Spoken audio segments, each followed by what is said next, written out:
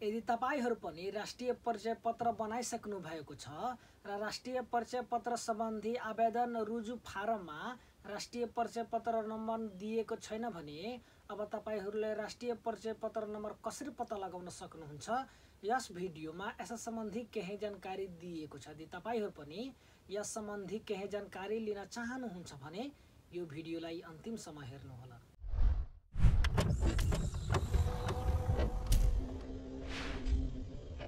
नमस्कार, स्वागत छ तपाईहरुलाई खुल्दुली टेकको यस भिडियोमा। यदि तपाईहरुको राष्ट्रिय परिचय पत्र सम्बन्धी आवेदन रुजु फारममा राष्ट्रिय परिचय पत्र नम्बर छैन भने जुन निकायबाट तपाईहरुले राष्ट्रिय परिचय पत्र बनाउनको लागि आवेदन दिनु भएको थियो त्यहाँबाट पनि तपाईहरुले गएर आफ्नो राष्ट्रिय परिचय पत्र नम्बर पत्ता लगाउन सक्नुहुन्छ, अथवा राष्ट्रिय परिचय पत्र तथा पञ्जीकरण विभागको वेबसाइटमा गएर पनि तपाईहरुले आफ्नो राष्ट्रिय परिचय पत्र नम्बर पत्ता लगाउन सक्नुहुन्छ। राष्ट्रिय परिचय पत्र नम्बर राष्ट्रिय परिचय पत्र तथा पञ्जीकरण विभागको वेबसाइटमा गएर तपाईहरुले कसरी आफ्नो राष्ट्रिय परिचय पत्र नम्बर पत्ता लगाउन सक्नुहुन्छ, यस सम्बन्धी थप जानकारी दिनको लागि मैले राष्ट्रिय परिचय पत्र तथा पञ्जीकरण विभागको वेबसाइटमा जानुपर्ने हुन्छ।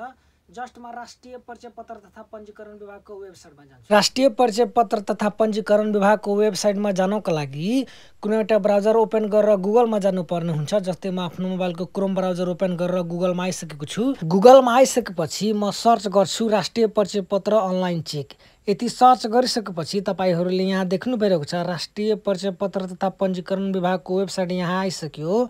अब म यसमा टच गर्दैछु। यसमा टच गरिसकेपछि राष्ट्रिय परिचय पत्र तथा पञ्जीकरण विभागको वेबसाइट यहाँ खुलिसक्यो र यहाँ राष्ट्रिय परिचय पत्रको अवस्था जाँच भनेर लेखिरहेको छ। अब तपाईहरुको राष्ट्रिय परिचय पत्र नम्बर थाहा छैन भने तपाईहरुले आफ्नो आवेदन नम्बर लेख्नु होला। तपाईहरुको राष्ट्रिय परिचय पत्र सम्बन्धी आवेदन रुजु फारममा यो आवेदन नम्बर लेखिएको हुन्छ। तपाईहरुको स्क्रिनमा पनि देखिरहेको छ।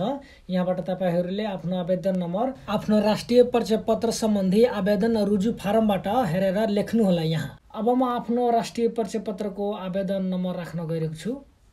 जस्तै तपाईहरुले यहाँ देख्नु भएको छ म आफ्नो राष्ट्रिय परिचय पत्रको आवेदन नम्बर राखिसकेको छु। राखिसकेपछि म हल्का तल आउँछु। तल आएर म यहाँ लेखिएको क्याप्चा यहाँ लेख्छु।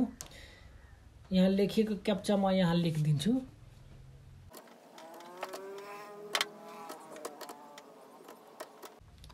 तपाईहरुले यहाँ देख्नु भइरहेको छ यहाँ लेखिएको क्याप्चा यहाँ लेखेर म यहाँ खोज्नुहोस्मा टच गरिदिन्छु भने तपाईहरुले यहाँ देख्नु भइरहेको छ। यहाँ तपाईहरुले देख्नुभएको छ तपाईको आवेदन स्वीकृति भएको छ, तपाईको राष्ट्रिय परिचय पत्र नम्बर यति रहेको छ भनेर यहाँ देखाइरहेको छ। यसरी राष्ट्रिय परिचय पत्र नम्बर चेक गर्दा कुनै बेला कुनै डाटा फेला परेन भनेर देखाउँछ। तर आवेदन दिएको केही समयपछि तपाईहरुले हेर्नुभयो भने नदेखाउन पनि सक्छ।